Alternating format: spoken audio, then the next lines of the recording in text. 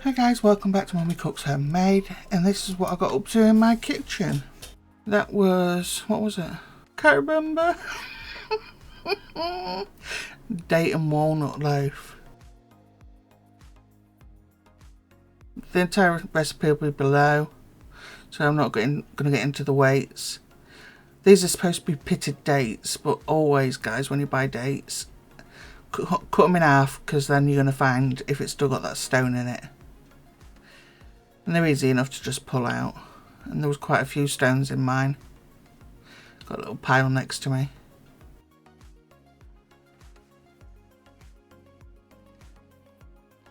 Then some water.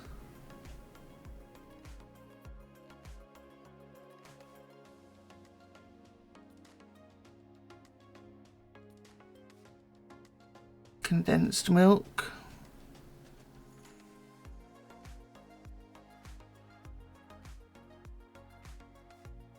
This is in my top 10 of things I absolutely love. Condensed milk.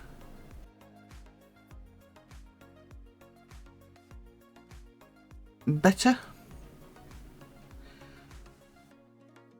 Or in my case, I can't believe it's not butter. I'll stop now.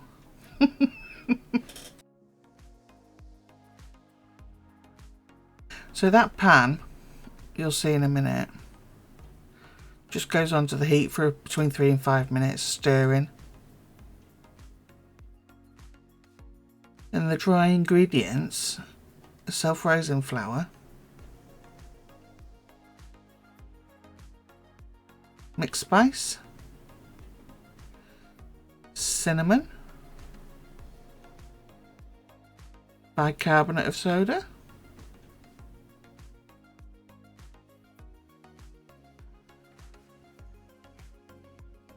some salt,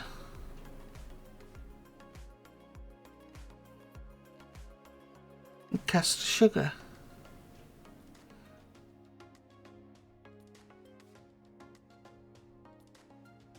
Although you get the sweetness from the condensed milk and the dates, that's why you don't need to add too much caster sugar. We'll just pop this aside. So I've got this on the hob. You're not looking to make a caramel here. All you're looking to do is melt down the butter and the condensed milk. It just wants to turn a little browner. So between 3 and 5 minutes. Just keep stirring, make sure it doesn't catch on the bottom.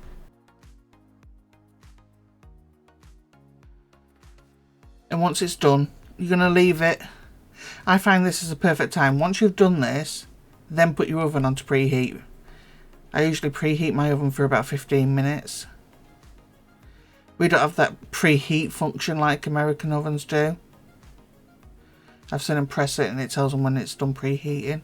Yeah, our ovens don't do that. Not unless there's anybody out there that's got one. So once it's preheated, what I'll do is add it into the dry mix. It's given it long enough to cool down. So it's supposed to be 50 grams of walnuts. I just put in what I want, basically. That was the chair, I promise. So I'm just giving them a little crush with my hands. Coat them in flour. Got my tin lined. And I'm going to add the warm liquid now.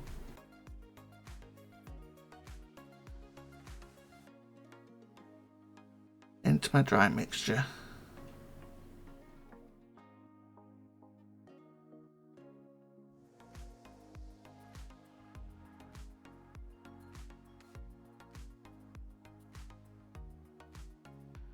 Thing with this is it's going to want to have them little tiny pockets of flour that you sometimes see. So you'd have to really make sure you go around every little bit of it. I mean, it looks like it's mixed, but it isn't. There's still some little pockets of flour.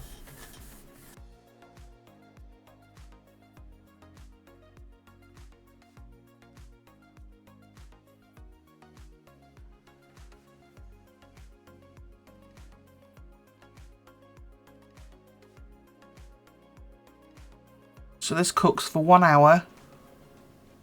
Gas mark 4 or 350F.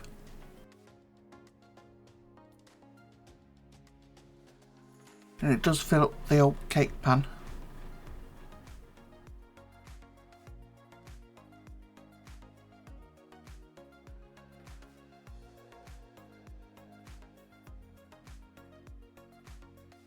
But don't worry, it doesn't go over. Well, I've never had it go over anyway.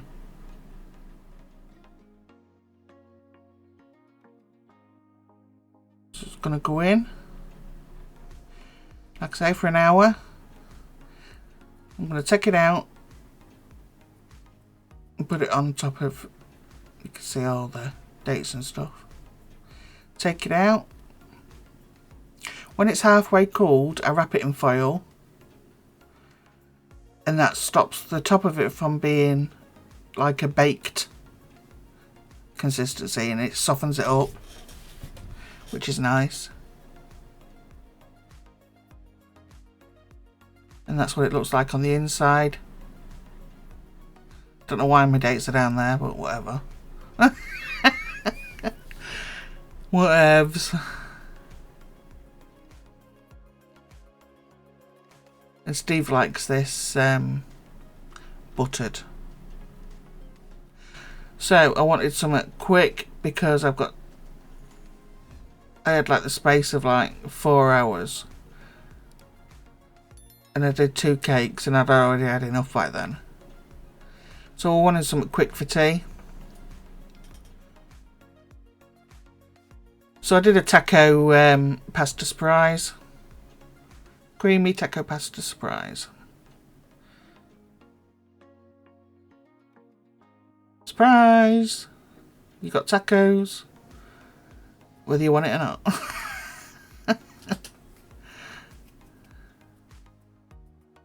When Steve come home, he was like, "You got chilli?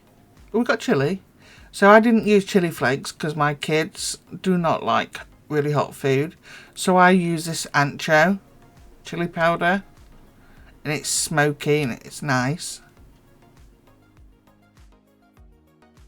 So use 3/4 tablespoon to 500 grams of ground beef.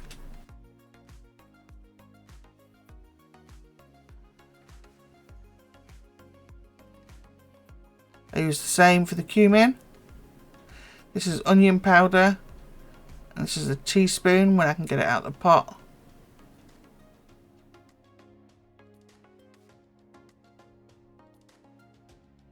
Garlic powder,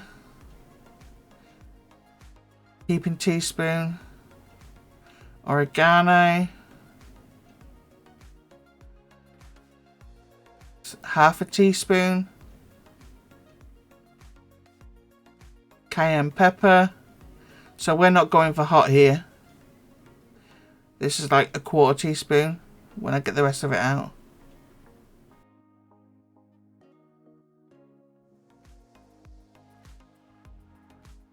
And smoked paprika. Again, we're going for that smoky flavour.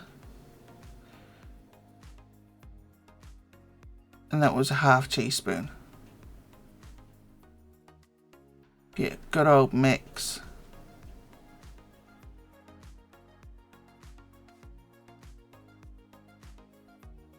So I'm using my Russell Hobbs and I'm using it on the sear function at the minute. Just to cook the meat and the spices.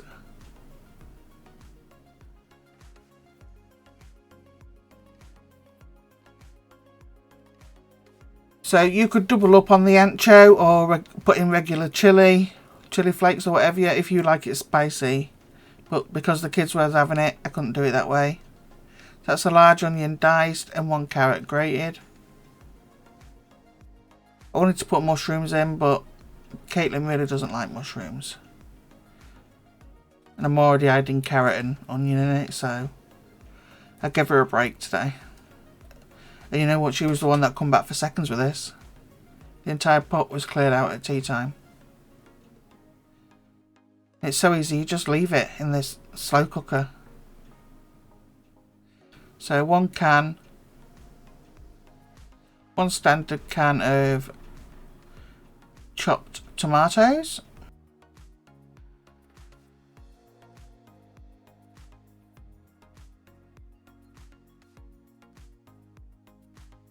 Don't know where I've gone. Oh. This is beef stock. It's a stock pot.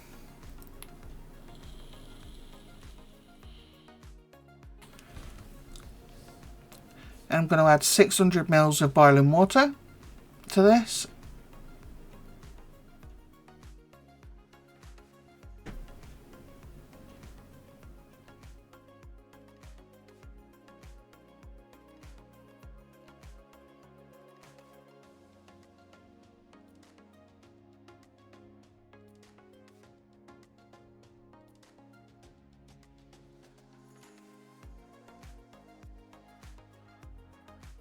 I ate this, guys, with the tinned tomatoes. Can you believe it? I couldn't. I just wanted something quick, and this is what popped in my head. Something easy for everyone that can just stick on, and especially with the school starting back up soon. If you've got a big family, triple the recipe, whatever. But I just left this on. I'd had enough after cooking the other two. Although he's put the other cake third in the video. I did cook it before this.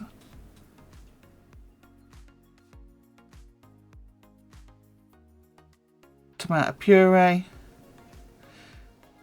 I'd say it was about a heaping tablespoon.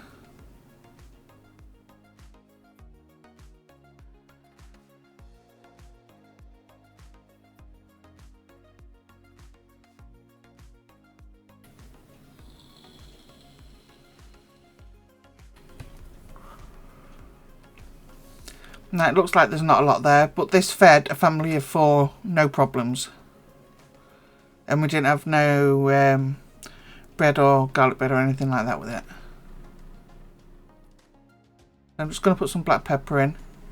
I'm leaving the salt for now. I do add it later.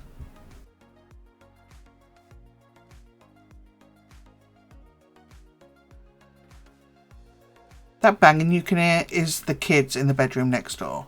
It's like 20 past 10 at night, and they think they're being clever. Oh, school holidays are nearly done. Who else feels the same?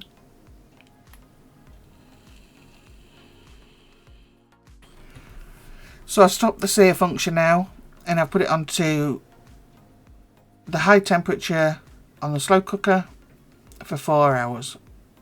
I'm going to whip that lid on. So this has been in there for about 3.5 hours. I'm going to just add, it's about 75 grams of full fat cream cheese.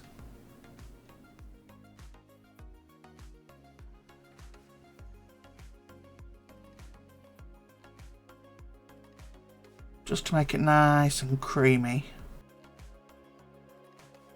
And again, that was the kiddos.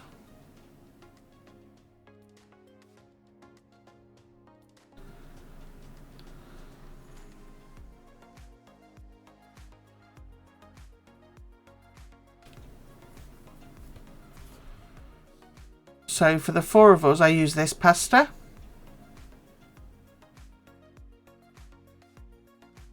These little wheel things. It's a 500 gram bag. I think I used about 350 grams. And I kept the kettle freshly boiled next to me, because pasta does absorb a lot of liquid when you cook it inside the sauce. You can see already it's going to need some liquid.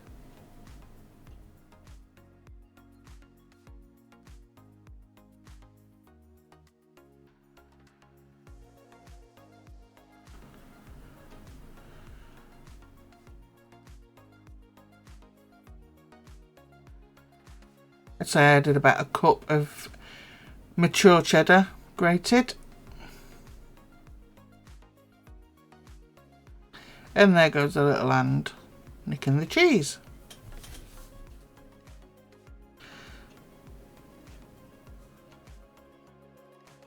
So this stays on high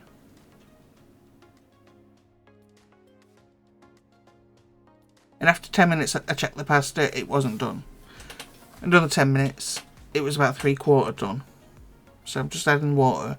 Judge for yourself if you need water in yours.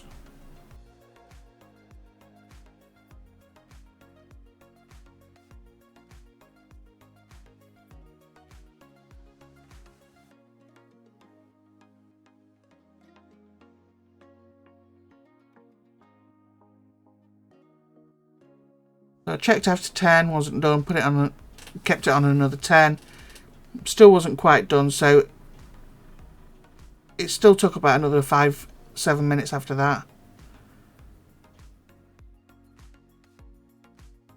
Every pasta will cook at a different rate, so just check it to make sure you're not overcooking it.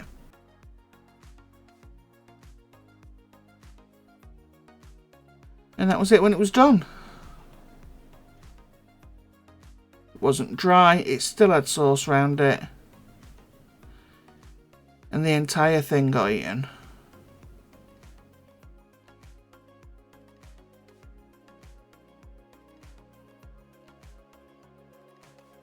That one was Caitlin. Usually she's really fussy, so I didn't give her any more than that, but what was left in the pan she finished off. Amy's really good with pasta. She loves the pasta. So I put more on her plate. And she ate every single bit.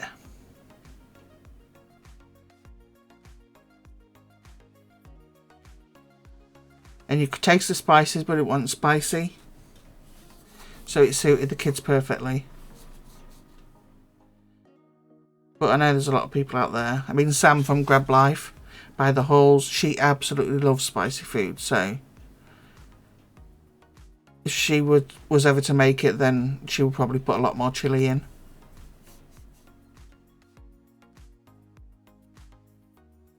And there it was, and it was really nice. Next to no work at all. So this was a lemon and blueberry loaf, cake loaf. So that's the sugar.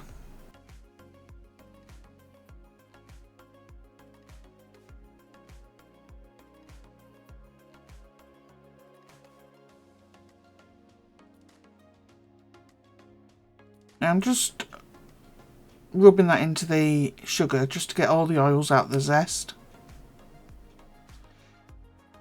Again, I will put the recipe down below for you.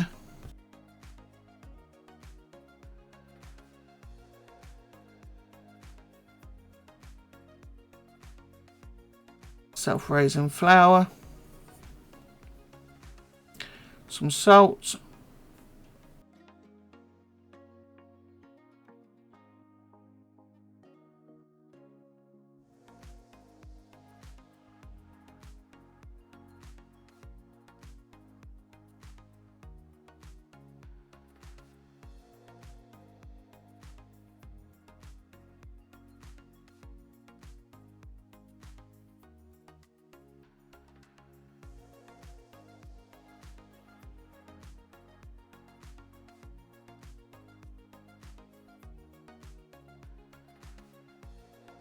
and you're not looking for a paste when you're mixing, when you add the butter in. Really, I'd recommend you use your hands. I really don't like having butter all over my hands like that. But you should really rub it until it looks like breadcrumbs.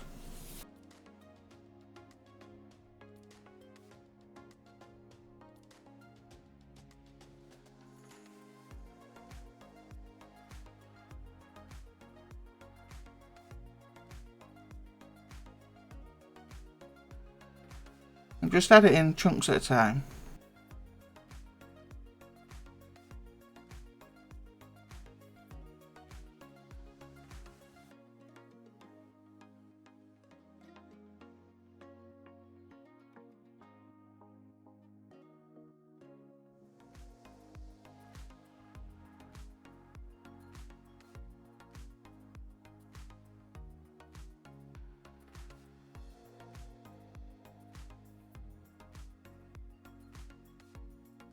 And keep going till that's done.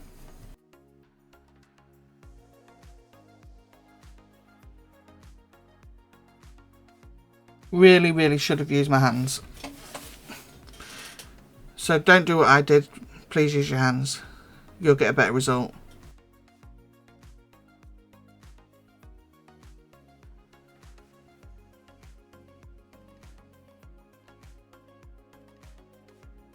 I don't mind touching meat, but butter, I don't like it. I'm gonna get some gloves, I think, and just do it like that. So you want about a tablespoon of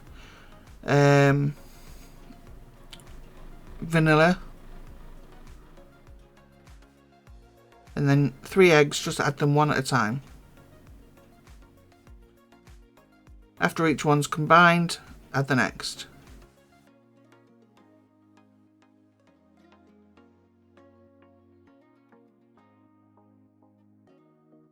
Make sure that your oven is preheated to gas 4 or 350F.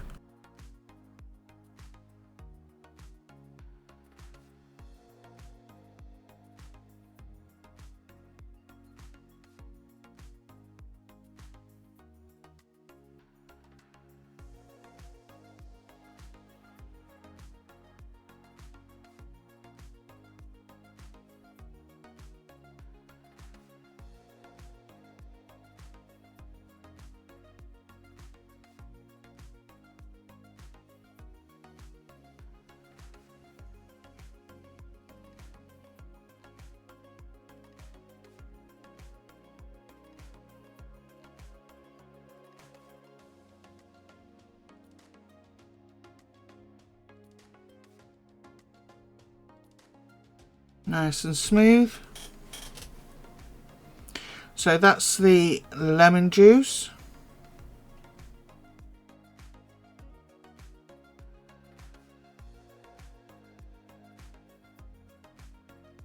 Then I'm going to add the milk.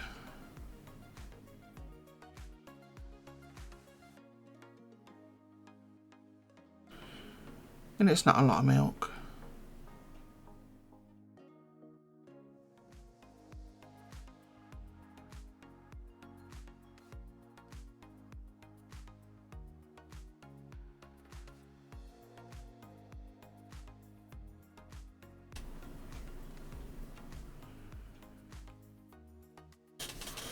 So I've got 250 grams of blueberries. I'm going to rinse them, and then because they'll be damp, this little tablespoon of flour I've got here in this pot with them, I'm going to sprinkle over them. That'll stop. Well, it's supposed to stop. I don't find it always works. It's supposed to stop the blueberries from sinking. Like I say, I don't always find it works.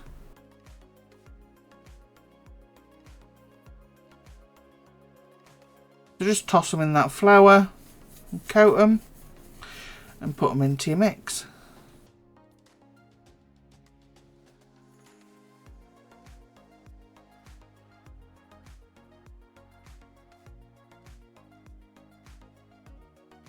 Stir them in carefully, try not to pop them. And this goes into your loaf pan. And again, a full loaf pan.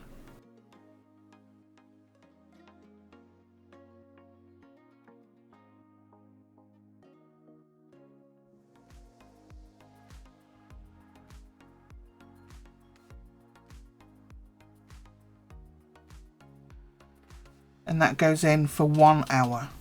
Every oven is different. Now this took longer than an hour in my oven, so just check it. I just made a quick lemon icing to go on top and some blueberries, and while I was waiting for that to set, I didn't know the kids had already been in, so I didn't get a picture of it cut for you. Unfortunately, sorry. You can blame the kids because they went in and, well, it looked like a demolition derby taking place on the plate, to be honest. But there you go. The recipes will be below if you want them. Don't forget to like, comment, subscribe. Hit the notification bell, share it if you can. And I will see you on Monday.